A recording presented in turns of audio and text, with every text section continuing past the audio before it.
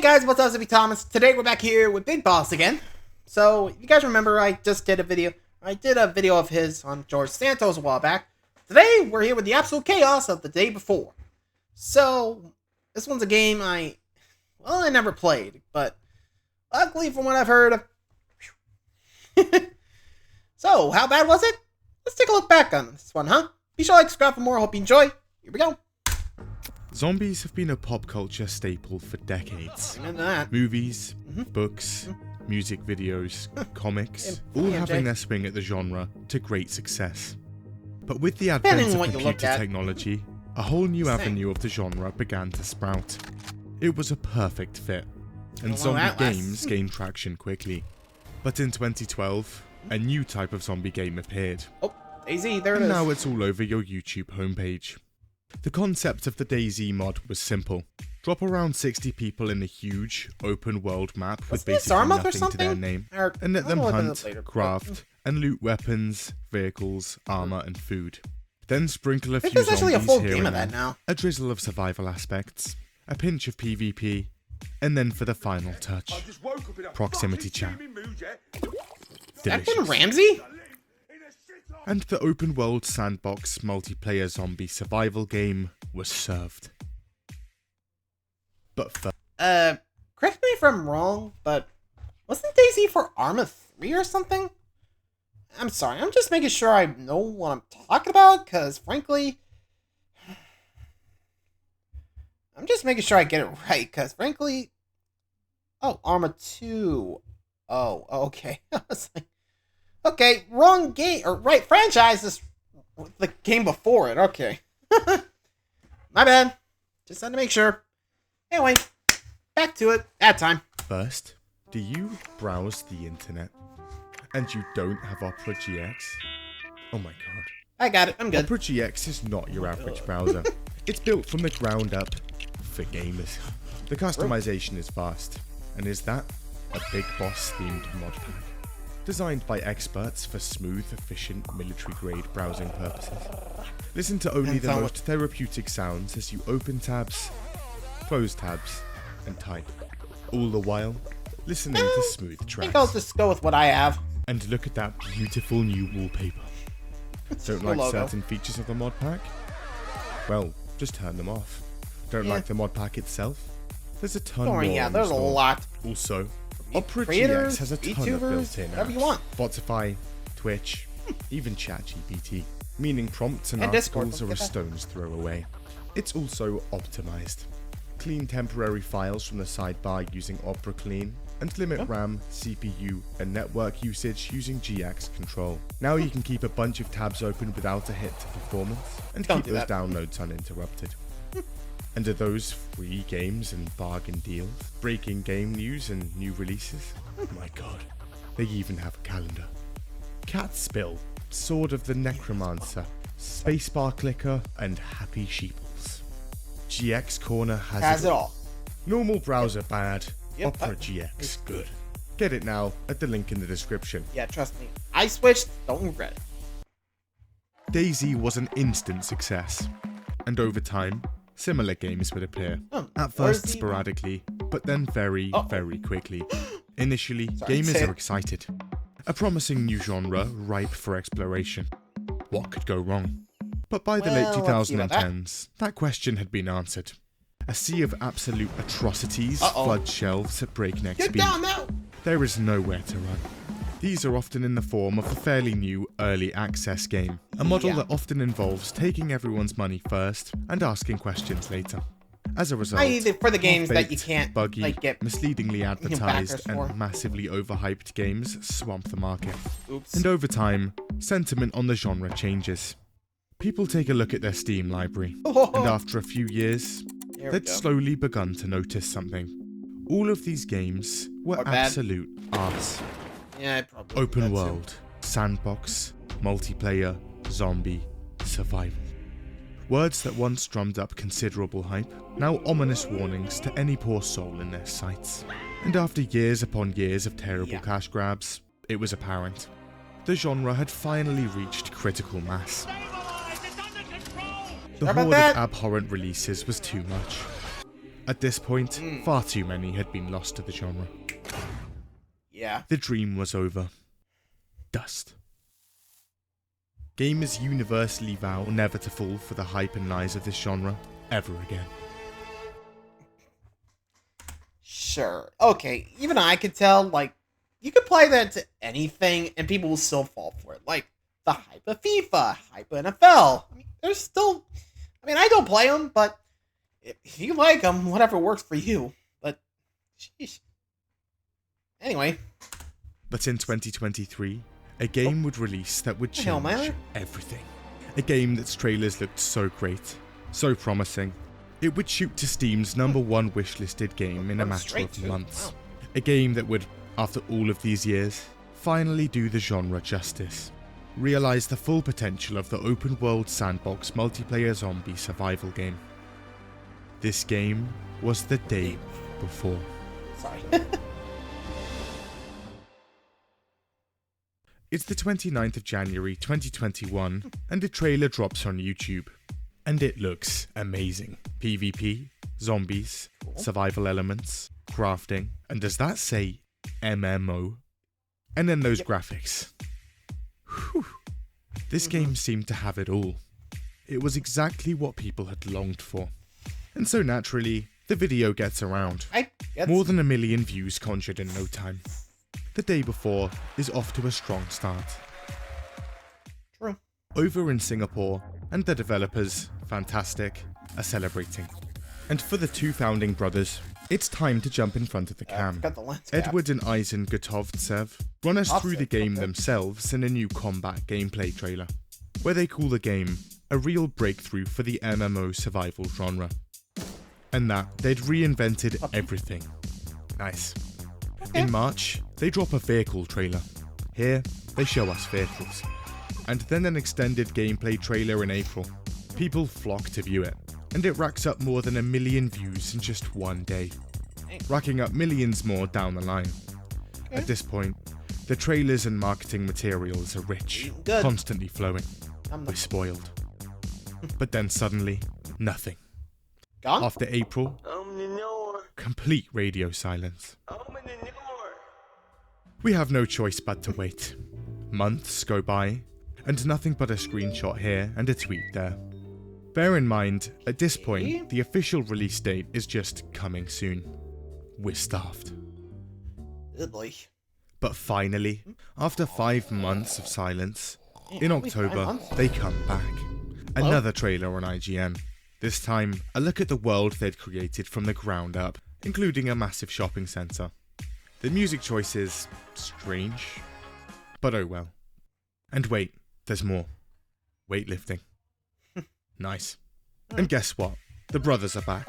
Hey guys. They jump on cam again and give a shout out to their global team, which consists of thousands of people from Russia, Germany, Kazakhstan, Turkey, and more. And is that? Oh my god. The release date. Oh. Wait, it's 2025? 2024? 2023? Oh my god. 21st of June, 2022. That's just a few months' time. The game goes... Like, okay, I'll be honest. Like, if you got a small release window, I mean, no offense, but I'd be a little worried. Like, if you do that in a few months and you go silent for 5, I don't know.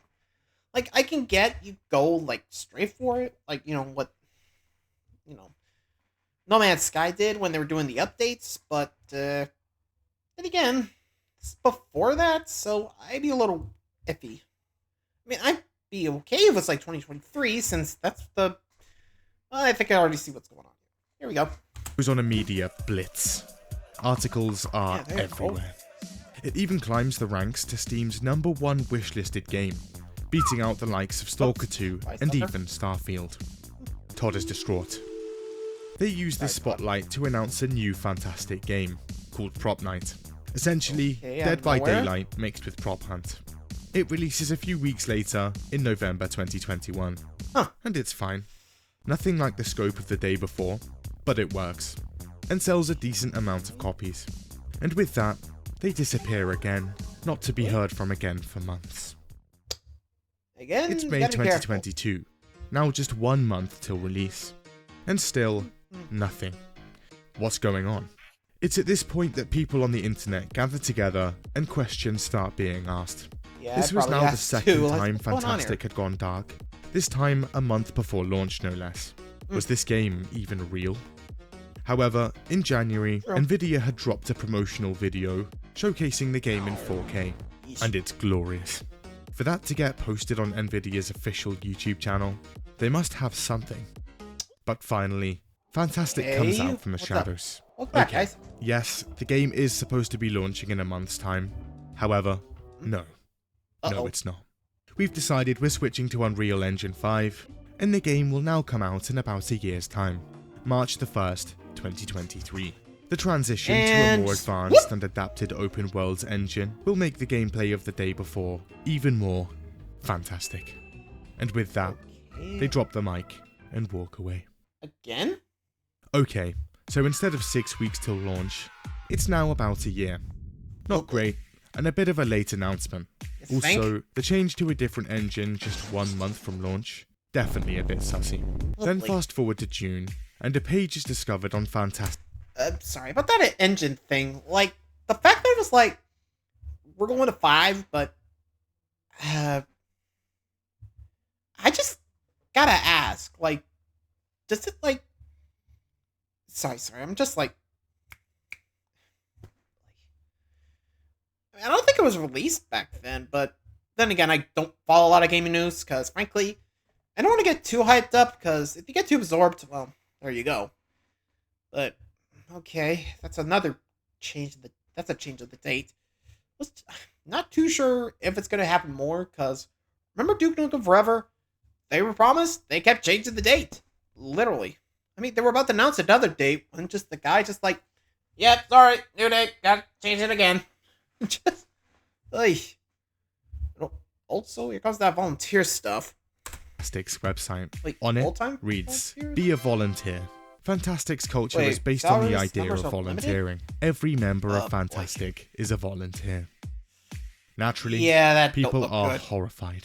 They're using unpaid labor to make this game. However, Fantastic comes out of the dark again. They tell us all of its employees, paid or not, are volunteers. This is because they always try to bring in proactive people with open hearts. Yeah, a little help here. You're gonna need some money for that. There's two types of work, is there? Both have salaries. It's just one of those salaries consists exclusively of cool rewards, participation certificates, and free codes. Codes and participation certificates? Also, a perfect time to jump in front of the cam again. This time they advertise this volunteer culture on their YouTube, saying how nice it is to be part of their unpaid volunteer team. Wonderful. Okay, yeah. None of this was sounding too reassuring. So people do a bit of digging and actually look into the company. Fantastic. Turns out the two brothers set up the company in the Siberian city of Yakutsk, Russia, back in around 2016. This was back when they just started their first game, Wild 8. This is a small indie survival game, crowdfunded on Kickstarter to the tune of almost $60,000 and with a publisher called Hype Train on board. And the Wild 8 released onto Steam Early Access in February 2017. Success. However, just 9 months after putting the game out, problem. An argument arises within the team and resulted in them ditching the game entirely and ending up selling the rights to the publisher. Yikes. On to Dead Dozen. This is a co-op horror game Fantastic released in March 2018. It launches in a terrible state, and just 1 month after launch, they announce they're out of funds, and that it's over. It's delisted from Steam in under 2 years. So that's 2 games then Radiant One, a small, isometric, free-to-play mobile game, released on July the 6th, 2018. This is bug-free and launched without a hitch. But again, it's a tiny mobile game. And finally, Prop Night at the end of 2021.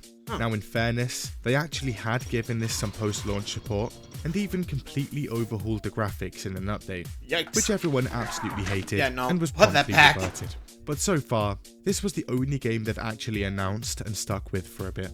So not the greatest track record so far. And then straight from all of that to one of the most ambitious MMOs ever made? Yeah. What people initially... Yeah, honestly, I'd be a little worried too if I learned that. Like, they're going from mobile games to, well, basically the day before. Yeah. Effectively, in the stories, too, like, the whole volunteer stuff, no one's gonna give it their all.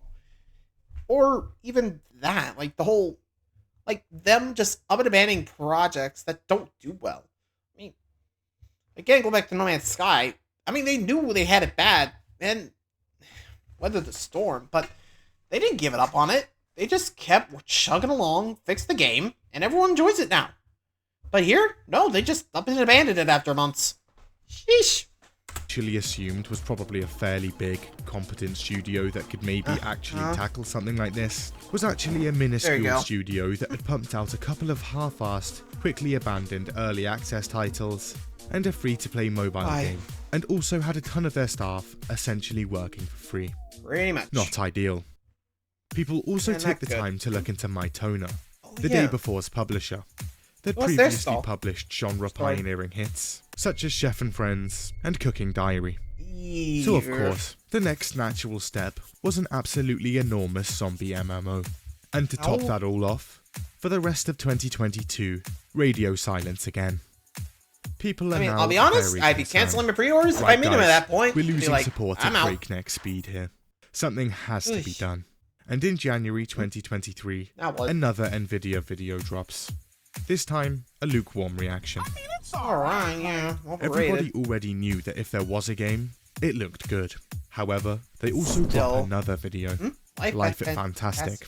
Here, they tell us they're actually partnered with Nvidia and Lenovo, and get products from them for free. They've now been working on the game for 4 years. They show us how great it is to work for them. Just look at how much fun they're having. Sure about that? It's also worth noting, we don't see an actual office here once. But the main thing here, their app. Turns out, there's this new app they've developed called the Continent app, and they're talking about it a lot. In fact, the whole video seems more like an ad about that than the actual game or company. With the Continent app. The description of the video was also literally just a link to download the app. They also post this on Twitter. Like, you know... Okay, now people are really pissed. This game was launching in just around 8 weeks, and they hadn't seen any proper footage in months. Not once had they actually seen raw gameplay. Half the team were being paid in Funko Pops, and now they were being shilled an off-brand Russian version of Zoom. Yeah, that really is Zoom. Sorry to say, this thing's not looking good. Wait, Fantastic says. Yeah? Fine. Actual, raw gameplay is on the way, lads. We'll post it in Discord soon. Wait, soon? Why not now? Something disastrous happens. On the 25th of Jan, 2023, people log on to Steam and check their wish lists. Is something missing? And after rigorously scrolling up and down to think, hold on, the day before, where was it? Had the game been taken off Steam? Some people load up Fantastic's YouTube page, and even some of their videos are down. Devoted fans fear the worst. The dreaded rug pull was here. However, Fantastic rushed to the Discord, and they have a little something to say. Hey, yep, the game has been taken down from Steam, but don't worry. What do you mean? It was taken down due to a bug from Steam maintenance. This whole thing's normal, and it'll be right back. Not long after, they come out with another, completely different statement. So, actually, turns out that old name of ours, you know, the one we've been advertising in every trailer and poster for a couple of years now. Well, we'd never actually got round to trademarking it. And, Korean Calendar app may have got there first. And they're now suing us. And of course, you idiots. They also announce another delay. And March 2023 now becomes November the 10th. 17 months after the original launch. You know, because of the trademark issues. But then they come out and say that actually, this delay was planned all along. Also, because of this whole situation, that actual raw gameplay we promised to drop, also delayed. What? Wow. But don't worry. Okay, I can't even tell if this is worse than Duke Nukem. I mean, at least we got some gameplay, but... yeah, I think this is actually worse. Like, seriously. Never figured to trademark the game name? Even when you announced it. Like, hello? I mean, you would have to done it with the Radiant one, I mean, Dead Knight, Prop Night, what? How'd you not think to, like, trademark the day before. Like, how much, like, how dumb are you? Like, even if I was making a game, I'd be like, okay, hey, did we trademark the name? Well, get on that before we get sued. Please, or at least see if we can, otherwise we're not announcing it. Like, seriously. They announced it, did they just think they'll just keep that name forever and no one think that, hey, this one's not trademarked, let's use it? Like, dude, that's not how trademarks work. You're thinking of copyright. Or at least I think that's what work. What's Harry Houdini copyrighted his, like, things? Like, okay, I remember back in, like, the BuzzFeed Unsolved video, like, they talked, he was either trademarked, copyrighted, I don't know. Basically, Houdini would perform his acts in one night show, and basically, he would have all the rights to it due to copyright, I think. Or at least I think it's how it worked. So basically, only he could do it at that point, without having revealed the trick. Or at least that's where I think it went, because I'm pretty sure that's copyright. I don't know. Anyway. They have strong legal partners, and will take the fight to the courts. You have volunteers. How can you have a legal... The result of all of this? Chaos. Fans revolt en masse. Reddit and Discord light up like the 4th of July. Everyone asking the same thing. Hey, can I have my money back if actually real? Before, anyone on the Discord who dared to ask would be exiled instantly. Ow. But now, even the head mods are asking it. Woo lads, this isn't great. Time to get back on the mic. Now what? The storm will calm down eventually, and time will put everything in its place. When the game comes out, people will finally see the truth. They tell IGN. Really? Okay. Public support is now in the toilet, and things are looking dire. Any street cred they'd amassed, already flushed. The consensus was unanimous. This game was a scam. They had to do something, and quick. Gentlemen, we've been promising it for months, but now is the time. Release the footage. So in early February 2023, with apparent approval from their legal team, they decide to release some actual, unedited gameplay. They even have a big fancy countdown for it. But then the countdown hits 0 and nothing happens. Oh, come on! The gameplay reveal is then delayed again. Jesus. So many delays! But eventually, after citing technical issues, later that week, the gameplay does actually release.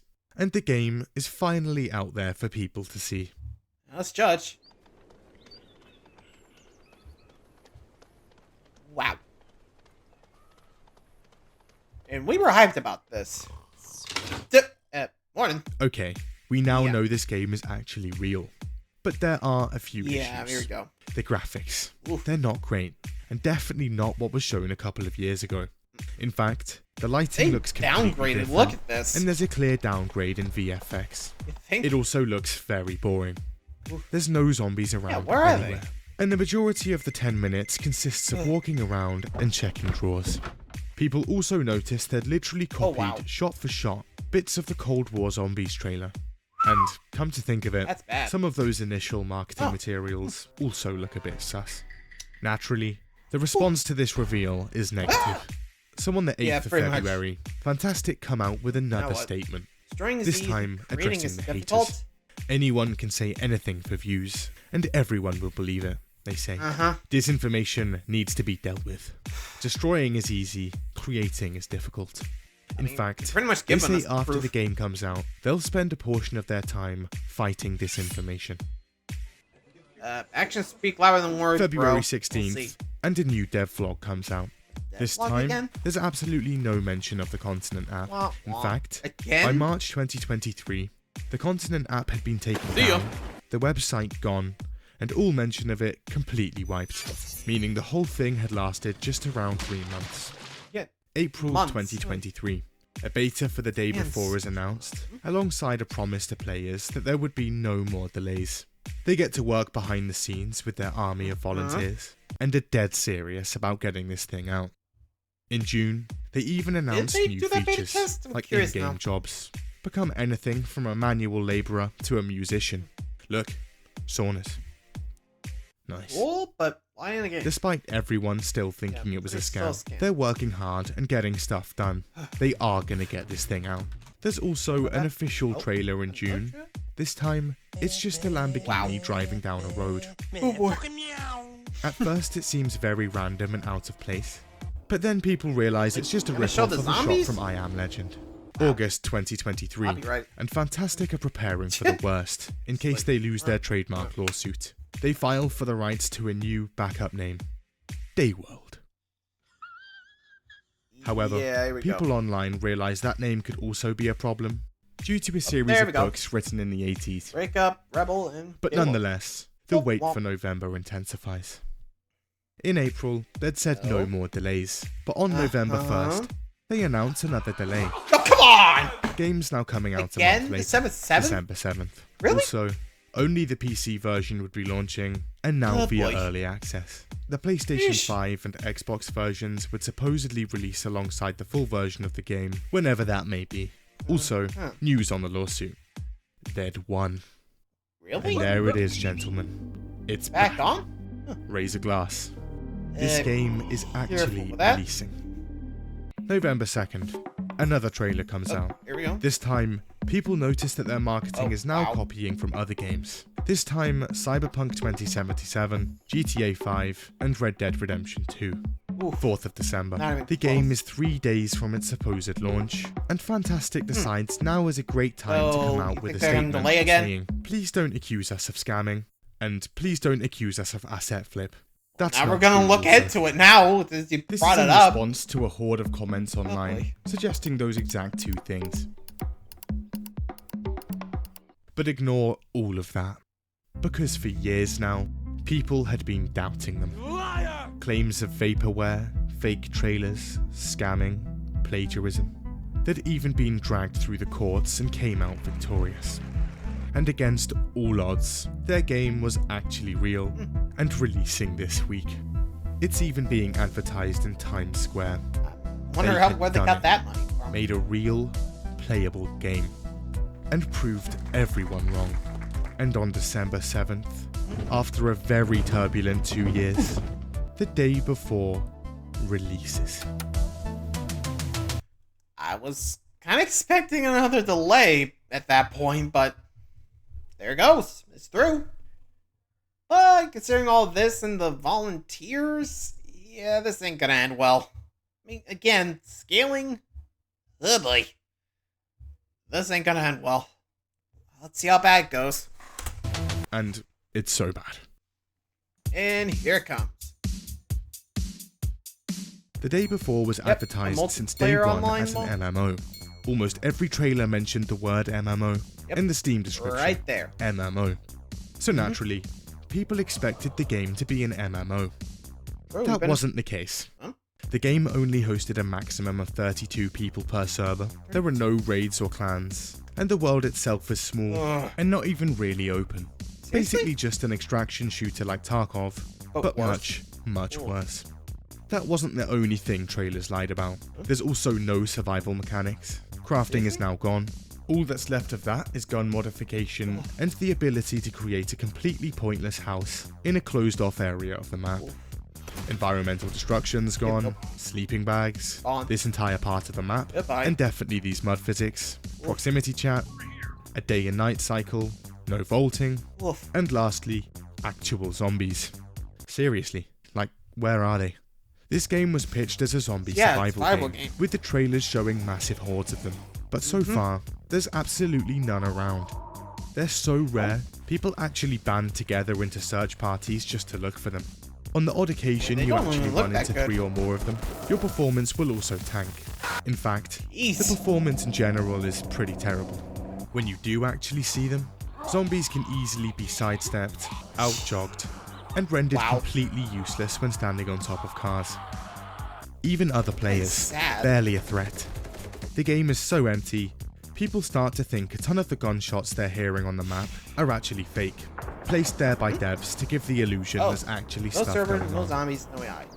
However, say you actually do run into someone and don't have any ammo. Unlucky, because there's literally no form of melee in the game whatsoever. This isn't a post-apocalyptic zombie survival game.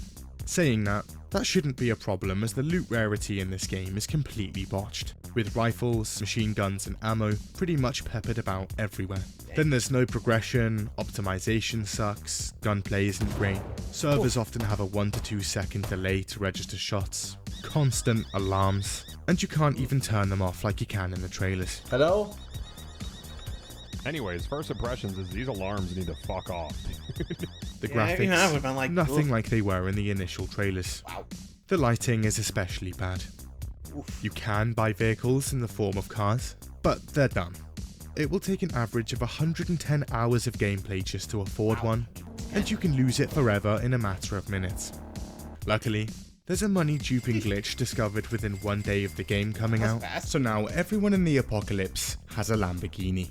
Here in my garage, just bought this new Lamborghini here. The story?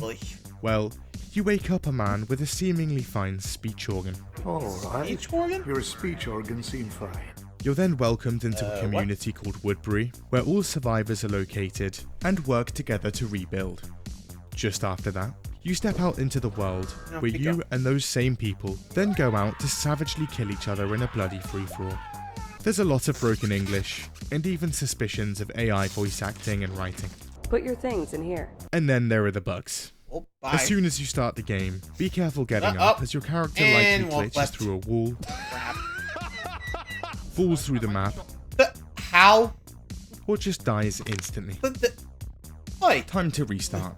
Oh wait, that doesn't actually fix the problem, as it's just saved when you exited, and you'll load back in outside the map, with the only option being to restart the whole game. All of this in the initial tutorial, within the first minute of starting the game. Then there's whatever this is. What? Huh? Seriously? And Massive Headman. Oh, hi. Jeez. I mean, they ran a beta. You think they would have saw this? Apparently not. So many lies. I don't think we even got to the asset flipping. Or supposed lack of asset flip, but... Come on. I mean, you saw it. They copied, like, Call of Duty, Cyberpunk, I'm Legend. There's gotta be some copying going on here. How much of it? I don't know. We're about to find out, though.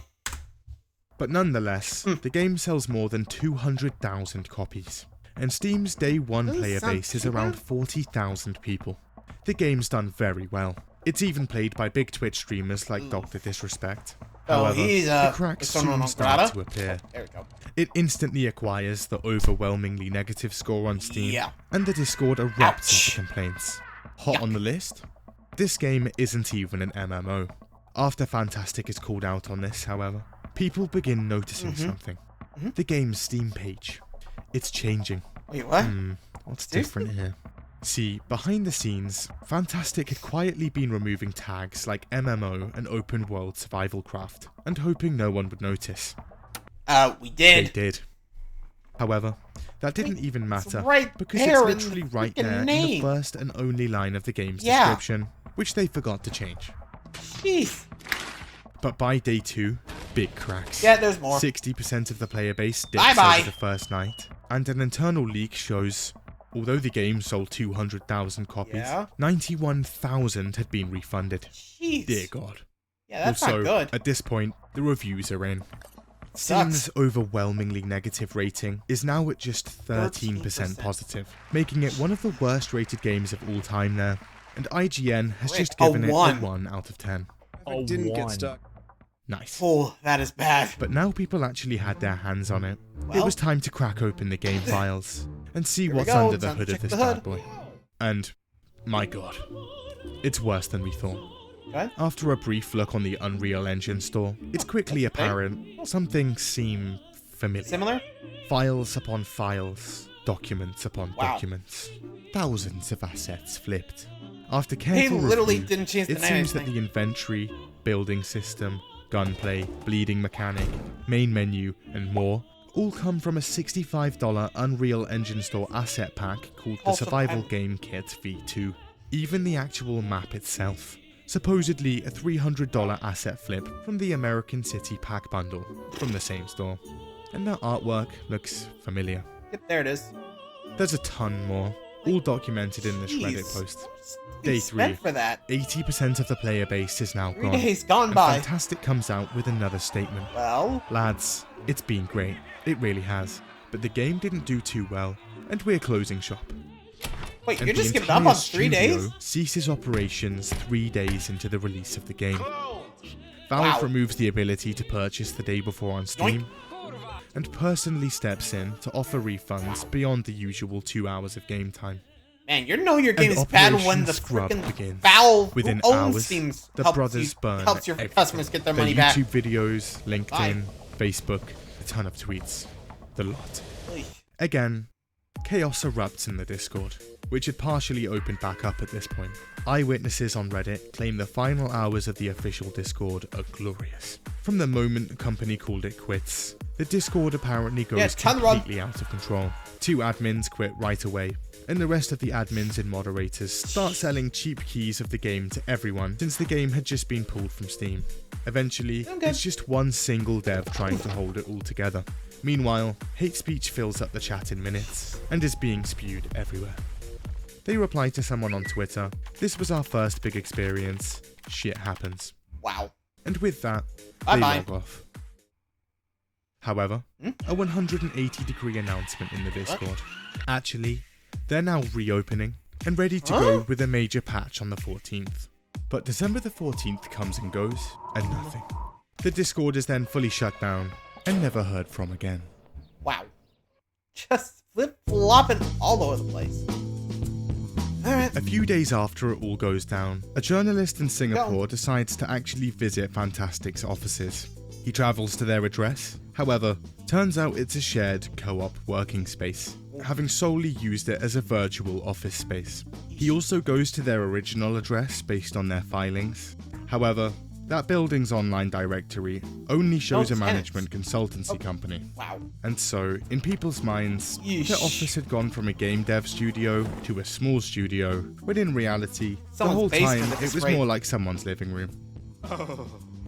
It's presumed that they were never actually based in Singapore, Well, that was a load of shit. and only fair, used they this made it in, residency like, to apply for grants, and to Russia? avoid That being makes hit sense. with Russian sanctions. This also explains why an office was never shown in their vlogs, just people's bedrooms. The dev vlog was also apparently filmed in a hotel lobby, and the devs were in a rental unit nearby. The same journalist gets Fantastic's bank statements, and turns out they filed around $3 million of revenue in 2022, with 200,000 of that going to the brothers. That's alongside 300k in travel expenses for the brothers in just 1 year. Wow. The filings also revealed that by the end of 2022, Fantastic had the value of around $1 million in their account. So things do sound a bit dodgy here. You think? But what actually happened? Good. Well, theories are everywhere. The first, a classic, run-of-the-mill rug pull. Take the money and run. However, this doesn't make too much sense. We still got a game. One, Usually it's just, because Valve holds it's purchase money for 30 days before paying out to developers. So they hadn't even seen a penny from their actual sales yet before closing the studio down. And 2, So yeah, no they money. offered refunds en masse. Then there's the investment scam theory. Some people believe the brothers had no intention of ever making a proper game. That their only goal was to churn out a nice looking slice of pre-rendered gameplay in cutscenes, packaged as real gameplay, attract investors with it, and then eventually cancel the whole thing and bag the cash. Wow. Or give a half-assed attempt at creating one using cheap assets on the Unreal store and the free labour they'd amassed to implement it. All the while paying themselves a cushy 200k salary. And then there's the plain old incompetence theory. Management of the studio completely in over their head, drumming up too much hype, and flying too close to the sun. Yeah, it does Post-launch sound like interviews incompetent with stuff. anonymous developers give credence to this theory. See, not long after the company shuts down, alleged ex-developers scuttle from the darkness of the behind the scenes, and give answers as to what actually happened in various interviews. The picture that we can cobble together goes a little like this. Right, this guy Allegedly. here. From the beginning of the company back in 2016, the brothers allegedly had complete control over development. Thus, the day before was completely headed by the two, who made every gameplay and design decision. The day before actually started out with cartoonish graphics, and a far, far smaller scope. Single player, and basically just a third-person version of the Wild 8. Back then, things were actually manageable. However, one day, the brothers woke up, looked in the mirror, and saw another man. People will buy anything. The game had to be bigger, better. 16 times the detail, 4 times the size. Todd. And with the brothers' genius management style, apparently consisting of demanding completely unrealistic features in an insanely short time frame, as well as shifting the direction of the game on an almost monthly basis, depending on what game they just played, things were constantly changing. They'd just played Stalker, at that tablet thing. They'd just logged on to GTA Online, new character creator. Played a bit of Spider-Man 2, the city's too gloomy, make it much brighter and a little friendlier. This was apparently constant. Alleged Fantastic insiders also claim the following. Working for Fantastic apparently included unpaid overtime and months of crunch, apparently often working for 18 hours a day, sometimes including the weekend. During the development of Prop Night, the developers were apparently locked in their office for weeks at a time. What's that? Made a tiny mistake or argued with one of the brothers? Well, Fantastic has a company policy of spontaneous termination, so you're now out of a job. Just submitted some subpar. Honestly, I don't think I'd even stay for the job. Like, I mean, at this point, what's the point? Just stay away. Like, what? Why would you stick around for the job? Anyway. Hard work? Well, turns out they also have a policy of fining their own employees, up to the tune of almost $2,000 in some thing in cases. Russia or Singapore? So make sure that works good. Their communication to their devs, impeccable too. People are so well informed on what they're actually developing that it's through the initial trailer that some of them find out that the game they've been working on for years at this point is actually an MMO. So how come employees didn't just dip? Well, yeah, the employees were recruited from a ton of small regional towns without much opportunity. So when they were promised a comparatively good salary and a AAA project in their portfolio, they didn't say no. Best part of all, on the backs of this desperate, unpaid labour, they'd spent hundreds of thousands of dollars on travel and paid themselves a nice chunk of change too. Not bad, lads. According to the developers, the day before also ended up being remade from scratch 3 to 4 times. Apparently 500 gigabytes of source code was created for the game, the vast majority of which were not included in the end product. The version released on Steam on December the 8th is apparently around 1/10 of all content that was originally conceived, according to insiders. The video for NVIDIA was apparently, at the time, a completely separate build created specifically for recording those trailers. But anyway, after 4 years of this messy development, and in 2023, they're closing in on launch day. They have to get a move on, so they buy a ton of packs from the Unreal store and start implementing them. The final game is starting to take shape. They apparently begin actually testing the game as late as early 2023, and it was done by around 5 people. This isn't really considered the most robust testing for a game, especially one that was advertised as a huge MMO and would have dozens of people on their servers. Due to the lack of proper testing, they couldn't stress test and bug test the servers to see what they'd look like when filled. The result? Well, it turned out that when the servers actually were filled, they were completely destabilized, so devs had to reduce the number of zombies on the map, and the hordes of zombies vanished from the game. It's now close to November, and my toner apparently decides to check how their AAA product was doing. The publisher is naturally horrified when they see the absolute state of this thing, and apparently sends specialists. These are basically their own developers sent there to help. However, after seeing it for themselves, they apparently report back that the game should basically launch as is. So there was nothing to save here. And on December 7th, it's the big day. And the brothers are now apparently nowhere to be found, leaving the devs on their own to make all the decisions themselves. This is during huge waves of backlash hitting their Reddit, Discord, pretty much everywhere. They apparently get to work on fixing the bugs, sorting the servers, and writing hotfixes. However, they're apparently not allowed to actually release these hotfixes because Dr. Disrespect was currently streaming the game. One of these patches apparently fixes the lack of zombies on the map, now that they could actually test the game with more than 5 people. Things are looking up. However, on December 11th, a screenshot from one of the brothers appears on Microsoft Teams. Lads, The game has sold 200,000 copies. However, 90,000 have been returned. No one's buying it. We're closing down. Wow. And just like that, after 4 days of release, it was over. Nothing. They couldn't do it. For a while, the last bit of communication we'd had from Fantastic was shit happens. But on the 24th of January, they returned from the shadows once more. They present us with another one of their now iconic Twitter statements. They essentially deny developers' claims in various interviews, and essentially blame the game's failure on hate from content creators. They get community noted instantly, with people pointing out inconsistencies and flat-out lies within the statement. So they take it down, edit it, and repost it. They then get community noted on the repost. They delete it, edit it, and repost it again. Community noted. It's at this point that they just give up completely, taking it down and just adding it to their website instead. You're an idiot. Like, the fact they got community noted and were like, get rid of it, and again, and again. I'll find a website. Like, you know they were trying to, like, sell us something shady when they were just trying to avoid the community noted. Like, wow. Like, the fact they just up and like, alright, check that down, post it up again. Seriously? You know we know the story. Just admit it you tried to scam us, okay? There's nothing you can hide. From Steam's most wishlisted game to being almost 50% refunded in one day, pulled by Steam, and hurled with accusations of plagiarism and potential investor fraud, some people think the day before didn't quite reach the potential of the original trailer. And to everyone's complete shock, it was beginning to look like the MMO zombie survival game from an indie studio headed by two ambiguous Russian brothers that no one had ever heard of before had failed.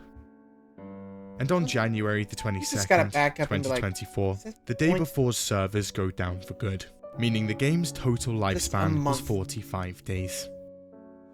The game's subreddit today, once large and fairly active, is now largely abandoned and has become an absolute lawless shitshow. And the brothers? Well, they haven't actually been seen since December the 7th. However, according to multiple former devs who've apparently received offers from them, they're out there and apparently are currently working on a new mobile game. Rosalie? Oh boy. So they're out there going back to what they were doing. Oh boy. I don't know what game they were planning to make, but here's hoping I don't find it and play it. Because frankly, yikes. I feel like if we ever find out who, you know they're toast. Like, we can agree, they'd be toast. The game itself, you know what I mean? Anyway, let me know what you guys think. Till next time, see ya.